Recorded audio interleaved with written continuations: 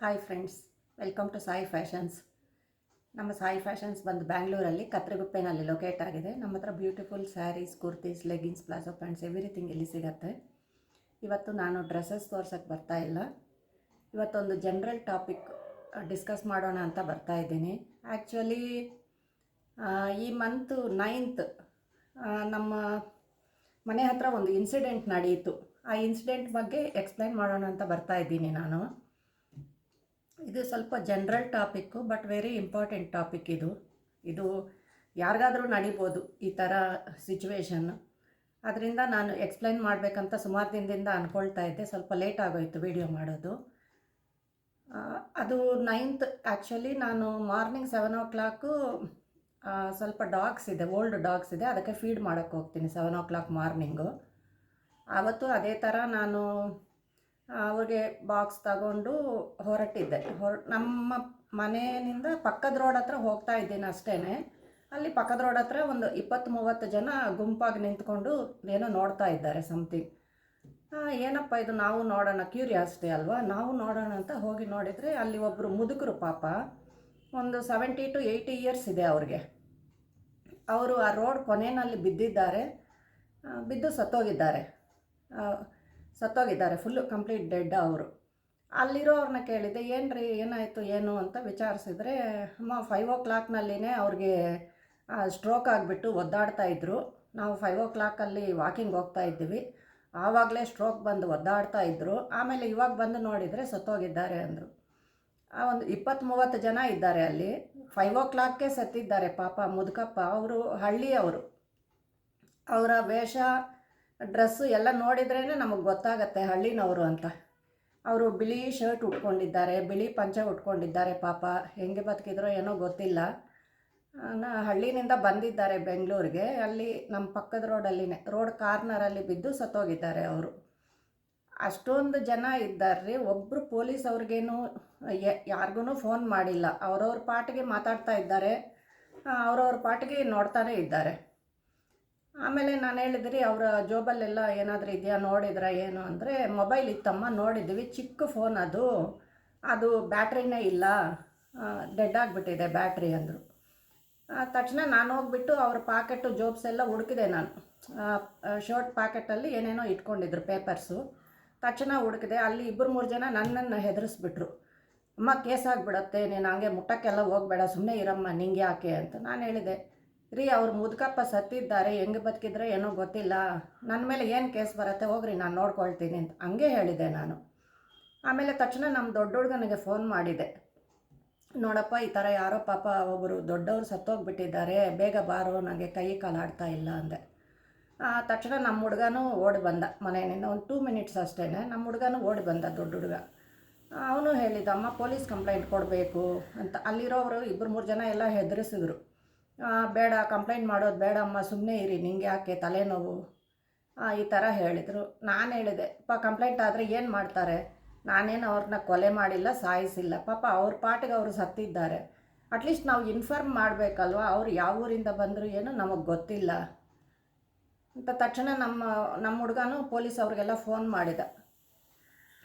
Police ಅವ್ರು ಬರೋಷ್ಟೊತ್ತಿಗೆ ನಾನು ಅವ್ರ ಪಾಕೆಟ್ಸಲ್ಲೆಲ್ಲ ಹುಡುಕಿದ್ರೆ, ಪಾಪ ಚಿಕ್ಕ ಬುಕ್ಕು, ಈ ಹಳೆ ಕಾಲದವ್ರು ಇಷ್ಟು ಬುಕ್ ಇಟ್ಕೋತಾರೆ, ಏನೇನೋ ಎಂಟ್ರಿ ಮಾಡಿಕೊಂಡು, ಆ ಥರ ಒಂದು ಬುಕ್ ಇತ್ತು.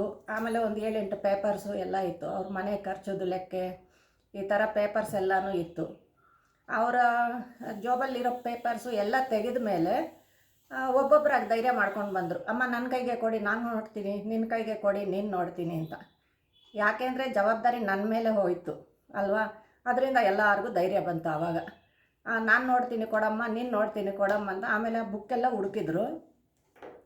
ಹುಡುಕಿದ್ರೆ ಒಂದು 2-3 ಫೋನ್ ನಂಬರ್ಸ್ ಎಲ್ಲ ಸಿಕ್ತು. ತಕ್ಷಣ ಫೋನ್ ನಂಬರ್ಸ್ ಎಲ್ಲ ಟ್ರೈ ಮಾಡಿದ ಮೇಲೆ ಒಬ್ಬರ ನಂಬರ್ ರೀಚ್ ಆಯಿತು. ಅವ್ರ ಪಾಪ ಅದು ಏನೋ ಆನೇಕಲ್ನಿಂದ ಆ ಕಡೆ ಬ್ಯಾಂಗ್ಳೂರಿಂದ ಒಂದು 100 kilometers ಅಂದರು.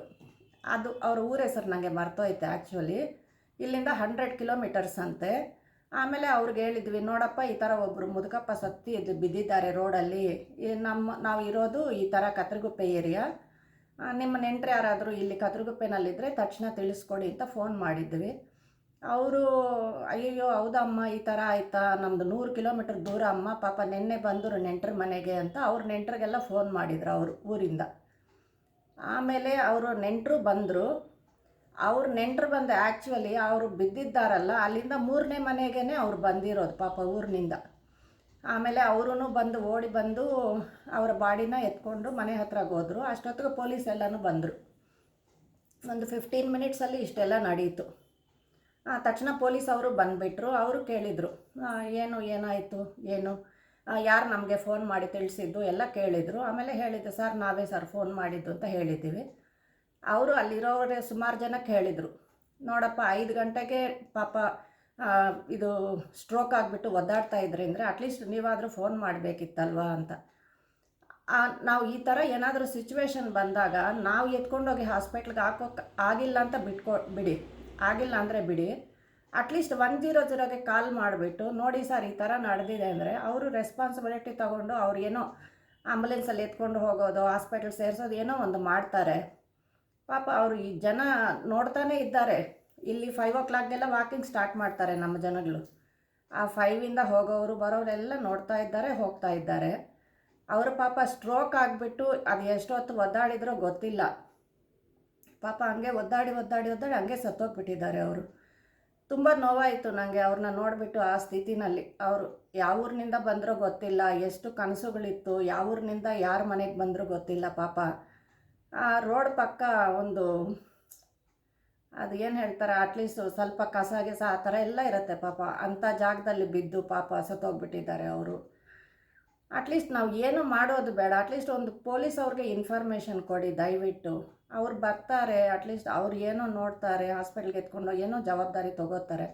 ನಮ್ಗೆ ಯಾಕೆ ನಿಮ್ಗೆ ಯಾಕೆ ಅಂತ ಸುಮ್ಮನೆ ಏನಕ್ಕೆ ಇರ್ತೀರಾ? ಇದೇ ಸ್ಥಿತಿ ನಮಗೂ ಬರ್ಬೋದು. ಬೇರೆ ಊರಿಗೆ ಹೋದರೆ ನಾವು ಅಲ್ಲಿ ಅನ್ನೋನ್ ಪರ್ಸನ್ ಅಲ್ವಾ, ಇವಾಗ ನಾವೇ ಬಿದ್ದಿದ್ದೀವಿ, ನಮಗೂ ಅಂಥ ಸ್ಥಿತಿ ಬರ್ಬೋದು. ಆವಾಗ ಎಲ್ಲರೂ ನಮ್ಗೆ ಯಾಕೆ ಅಯ್ಯೋ ನಾವು ಪೊಲೀಸ್ ಅವ್ರಿಗೆ ಹೇಳಿಬಿಟ್ರೆ ಅವ್ರು ಕರೀತಾರೆ, ಅವರು ತಿರ್ಗಾ ಏನೋ ಸ್ಟೇಟ್ಮೆಂಟ್ ಕೇಳ್ತಾರೆ, ಈ ಥರ ಎಲ್ಲ ಹೆದರ್ಕೋಬೇಡಿ ನೀವು. ಆ ಪೊಲೀಸ್ ಅವರು ತುಂಬ ಅಪ್ರಿಷಿಯೇಟ್ ಮಾಡಿದರು ನನ್ನ. ನೋಡಿ ಒಬ್ಬ ಲೇಡಿ ಆಗಿಬಿಟ್ಟು ಈ ಥರ ಪೊಲೀಸ್ಗೆಲ್ಲ ಫೋನ್ ಮಾಡಿ ಇದು ಮಾಡಿದರು, ಅವರು ಅವ್ರ ಮಗ ಇಬ್ಬರು ಈ ಥರ ಮಾಡಿದ್ದಾರೆ, ನೀವು ಸ್ವಲ್ಪ ಈ ಥರ ಇದು ಮಾಡಬೇಕು, ನಾವೇನು ನಿಮ್ಮ ಮೇಲೆ ಏನೂ ಕಂಪ್ಲೇಂಟ್ ಏನೂ ಹಾಕಕ್ಕೆ ಹೋಗಲ್ಲ, ಇಂಥ ಸ್ಥಿತಿನಲ್ಲಿ ನೀವು ಅಟ್ಲೀಸ್ಟ್ ಎಲ್ಲರಿಗೂ ಇನ್ಫಾರ್ಮ್ ಮಾಡಿ ಅಂತ ಎಲ್ಲರಿಗೂ ಅಡ್ವೈಸ್ ಮಾಡಿದರು ಅವತ್ತು ಪೊಲೀಸವರು. ನನಗೆ ಅದೇ 5 ಗಂಟೆಯಿಂದ ಒದ್ದಾಡಿ ಸತ್ರಲ್ಲ, ಅದು ತುಂಬ ಬೇಜಾರಾಯಿತು ನನಗೆ. ಅವರು ಆ್ಯಕ್ಚುಲಿ ಇವಾಗ ನಮ್ಮದೆಲ್ಲ ಆಂಡ್ರಾಯ್ಡ್ ಫೋನು. ಇವಾಗ ಸಪೋಸ್ ನಾವು ಬಾಂಬೆ ಡಿಲ್ಲಿ ಎಲ್ಲ ಹೋಗ್ತೀವಿ, ನಮ್ಮ ಹತ್ರ ID ಇದ್ದರೆ ಓಕೆ, ID ಇದ್ರೂ ಕಂಡುಹಿಡಿಯೋಕ್ಕೆ 1 hour ಆಗೇ ಆಗತ್ತೆ. ಅವರ ಪಾಕೆಟಲ್ಲಿ ಒಂದು ಚಿಕ್ಕ ಬುಕ್ ಇಟ್ಕೊಂಡಿದ್ರು ಹಳೇ ಕಾಲದವರು. ಹಂಗಾಗ್ಬಿಟ್ಟು ಒಂದು ಇಷ್ಟು ಪುಟ್ಟ ಬುಕ್ ಇಟ್ಕೊಂಡು ಅದರಲ್ಲಿ ಫೋನ್ ನಂಬರ್ಸ್ ಬರೆದಿಟ್ಕೊಂಡಿದ್ರು. ಅದರಿಂದ 15 ಮಿನಿಟ್ಸಲ್ಲಿ ಅವ್ರಿಗೆಲ್ಲ ಗೊತ್ತಾಯಿತು ಈ ಥರ ಯಾರೋ ಅವ್ರ ಪಾಪ ಸತ್ತು ಬಿದ್ದಿದ್ದಾರೆ ಅಂತ. ತಕ್ಷಣ ಅವರು ಡೆಡ್ ಬಾಡಿನ ಎತ್ಕೊಂಡು ಮಧ್ಯಾಹ್ನ ಅಷ್ಟೊತ್ತಿಗೆ ಹಳ್ಳಿಗೂ ಎತ್ಕೊಂಡೋದ್ರು. ನೆಕ್ಸ್ಟ್ ಏನು ಎಲ್ಲ ಫೋನ್ ಮಾಡಿ ಎಲ್ಲರೂ ಮಾತಾಡಿದರು, ತುಂಬ ಥ್ಯಾಂಕ್ಸ್ ಅಮ್ಮ, ಈ ಥರ ನಮಗೆಲ್ಲ ಫೋನ್ ಮಾಡಿದ್ರ ಅಂತ. ಆ ಥರ ಇವಾಗ ನಾನು ಹೇಳೋದು ಒಂದೇ, ನಮ್ಮದು ಆ್ಯಂಡ್ರಾಯ್ಡ್ ಫೋನ್ಸು, ನಮ್ಮದು ಆ್ಯಕ್ಚುಲಿ ಫುಲ್ಲು ಲಾಕಿಂಗ್ ಸಿಸ್ಟಮ್. ಆ ಫೋನ್ ಅಂತೂ ಓಪನೇ ಆಗಲ್ಲ ನಮ್ಮದು. ಅದು ಚಿಕ್ಕ ಫೋನ್ ಅಂದರೂ ಏನೋ ಓಕೆ, ಇವಾಗ ಆ್ಯಂಡ್ರಾಯ್ಡ್ ಫೋನ್ಸ್ ಓಪನ್ನೂ ಆಗಲ್ಲ. ಹಂಗಾಗ್ಬಿಟ್ಟು ನಮ್ಮ ಇಂಪಾರ್ಟೆಂಟ್ ಕಾಂಟ್ಯಾಕ್ಟ್ ನಂಬರ್ಸ್ ಒಂದು 4-5 ನಂಬರ್ಸ್ ಅಟ್ಲೀಸ್ಟ್ ಬರೆದುಬಿಟ್ಟು ಆ ಫೋನ್ ಕೇಸ್ ಹಿಂದ್ಗಡೆನಾದರೂ ಇಟ್ಕೊಳ್ಳಿ ದಯವಿಟ್ಟು.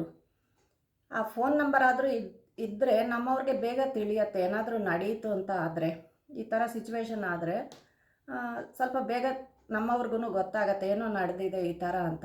ಇಲ್ಲಾಂದರೆ 3-4 ದಿನ ಆದ್ರೂ ಎಲ್ಲ ಊರಿಗೆ ಹೋಗಿದ್ದಾರಪ್ಪ ಬರ್ತಾರೆ ಬಿಡಿ, ಇಲ್ಲ ಯಾಕಪ್ಪ ಬಂದಿಲ್ಲ, ಈ ಥರ ಸಿಚುವೇಶನ್ನೇ ಇರುತ್ತೆ. ಹಾಗಾಗ್ಬಿಟ್ಟು ಹಳೆಯ ಕಾಲದವ್ರದ್ದು ಆ ಪದ್ಧತಿಗಳೆಲ್ಲ ತುಂಬ ಒಳ್ಳೆಯದು. ಹೇಳಬೇಕಂದ್ರೆ ಒಂದು ಚಿಕ್ಕ ಬುಕ್ ಇಟ್ಕೊಂಡು ಅಟ್ಲೀಸ್ಟ್ ಫೋನ್ ನಂಬರ್ಸ್ ಬರೆದಿಟ್ಕೊಳ್ಳಿ, ಇಲ್ಲ ಒಂದು ಪೇಪರಲ್ಲಿ ಇಂಪಾರ್ಟೆಂಟ್ ಫೋನ್ ನಂಬರ್ಸ್ ಬರ್ಕೊಂಡು ನಮ್ಮ ಫೋನ್ಗೆಗೂ ಫೋನ್ ಕೇಸ್ ಇರುತ್ತೆ, ಆ ಕೇಸ್ ಒಳಗಡೆ ಇಟ್ಕೊಂಡು ಅಟ್ಲೀಸ್ಟ್ ಇಟ್ಕೊಂಡಿದ್ರೆ ಇಂಥ ಸ್ಥಿತಿನಲ್ಲಿ ಇವಾಗ ಬೇರೆ ಊರಿಗೆ ಹೋದಾಗ ಹೆಲ್ಪ್ ಆಗುತ್ತೆ. ಅಟ್ಲೀಸ್ಟ್ ಫೋನ್ ನಂಬರ್ ನೋಡಿಬಿಟ್ಟು ತಿಳಿಸ್ತಾರೆ.